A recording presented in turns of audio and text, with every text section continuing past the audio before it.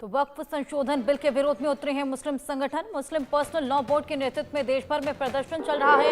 कई धार्मिक सामाजिक संगठन भी प्रदर्शन में शामिल हैं।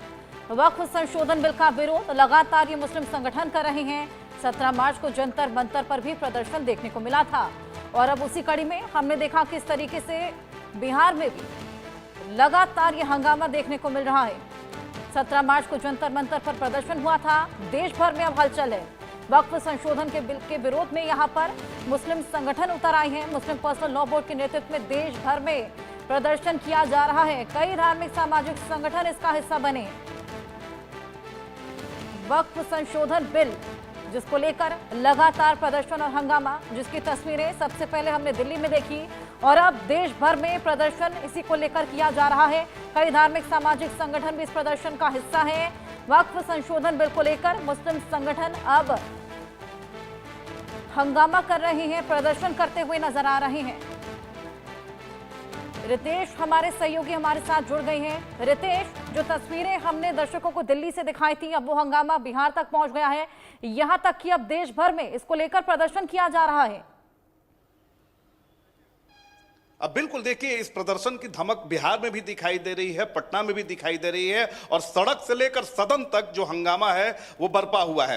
अभी हम बिहार विधानसभा में मौजूद हैं और बजट सत्र चल रहा है, लेकिन जैसे ही सदन की कार्यवाही शुरू हुई उसके साथ ही जो विपक्षी विधायक हैं वेल में आ गए, हंगामा करने लगे। फिर वेल से बाहर निकलकर वो सदन से बाहर आए और पोर्टिको में सभी के हाथों में तख्तियां थी जहां पर वक्फ संशोधन कानून को उन्होंने काला धब्बा बताया, इसका विरोध किया। क्यों विरोध कर रहे हैं, इन तमाम बातों की उन्होंने जानकारी दी और विपक्ष इस मुद्दे को लेकर पूरा एकजुट है। सदन की कार्यवाही दोबारा शुरू हुई है, लेकिन फिर सदन में जो है हंगामा शुरू हो गया है। विपक्ष कार्य स्थगन प्रस्ताव की बात कर रहा है। इसके अलावा अगर सड़क की बात करें तो गर्दनीबाग पटना बिहार विधानसभा से महज यहां से 3 किलोमीटर की दूरी होगी, वहां पर भी कुछ जो मुस्लिम संगठन है उन्होंने प्रदर्शन शुरू कर दिया है। यानी सड़क से लेकर सदन तक वक्फ संशोधन कानून के विरोध में प्रदर्शन शुरू हो गया है और कहा जा रहा है कि ये काफी अगर देखें तो प्रदर्शन जो है वो काफी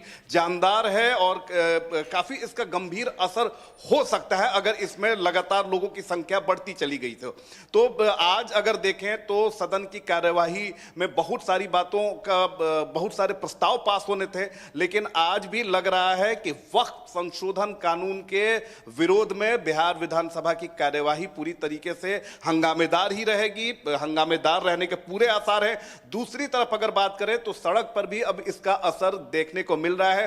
तमाम जो मुस्लिम संगठन हैं, चाहे वो इमारत शरिया हो, दारुल उलूम हो या बाकी जो संगठन हैं मुस्लिमों के, वो तमाम इसके विरोध में आ चुके हैं। अब देखने वाली बात होती है कि जो ये विरोध प्रदर्शन सड़क से लेकर सदन तक शुरू हुआ है, ये कितना व्यापक होता है, कितना असरदार होता है और आगे इसका क्या कुछ असर होगा। बिल्कुल रितेश, खुद तो यहाँ पर विरोध कर ही रहे हैं, लेकिन जो उनका समर्थन नहीं कर रहा उनके खिलाफ भी नाराजगी यहाँ पर देखने को मिल रही है। कुछ दिन पहले ही हमने देखा था जब नीतीश ने इफ्तार पार्टी अरेंज की थी, तमाम मुस्लिम संगठन के लोग वहां पर नहीं पहुंचे थे, बहिष्कार कर दिया था क्योंकि वो समर्थन में नहीं आए थे। ऐसे तमाम केसेस हमने देखे। अब बिल्कुल देखिए, सबसे बड़ी बात है कि मुख्यमंत्री नीतीश कुमार हर साल इफ्तार पार्टी का आयोजन करते हैं, लेकिन इस बार जो इफ्तार पार्टी का आयोजन किया और उसमें वक्फ संशोधन कानून, एनआरसी पर उनके समर्थन को लेकर, ट्रिपल तलाक को लेकर मुस्लिम संगठनों ने, कुल 7 मुस्लिम संगठन जो हैं उन्होंने विरोध करने की बात कही थी, बायकॉट करने की बात कही थी और विपक्ष को एक मौका मिला था। लेकिन अंतिम समय जब दावते इफ्तार शुरू हुई तो तमाम जो विरोध, बायकॉट है वो धरा का धरा रह गया और तमाम संगठनों के जो नेता हैं, जो बड़े चेहरे हैं, वो मुख्यमंत्री नीतीश कुमार की इफ्तार पार्टी में पहुंचे और बाकायदा मुख्यमंत्री कार्यालय की तरफ से तस्वीरें भी जारी की गई कि विपक्ष देखे कि जिस विरोध को लेकर आप हमारे ऊपर सवाल उठा रहे थे, वो तमाम लोग हमारी इफ्तार पार्टी में पहुंचे और तिल रखने तक की जगह नहीं थी सीएम आवास में। तो वो तो खैर पुरानी बात हो गई है, लेकिन आज अगर बात करें तो आज इस कानून को लेकर विरोध हो रहा है। तमाम जो विपक्षी नेता हैं वो वेल से लेकर वो सदन के बाहर अंदर सभी जगह प्रदर्शन कर रहे हैं। सभी लोग वक्फ संशोधन कानून के विरोध में अपनी बात ऊंची कर रहे हैं, बुलंद कर रहे हैं। और वक्फ संशोधन कानून से मुस्लिमों को क्या खतरा है, मुस्लिमों को क्यों नाराजगी है, क्या आपत्ति है, इन तमाम बातों का जिक्र कर रहे हैं। जाहिर सी बात है कि इलेक्शन ईयर है और इसमें कोई भी मुद्दा जो है वो विपक्ष हाथ से नहीं जाने देना चाहता।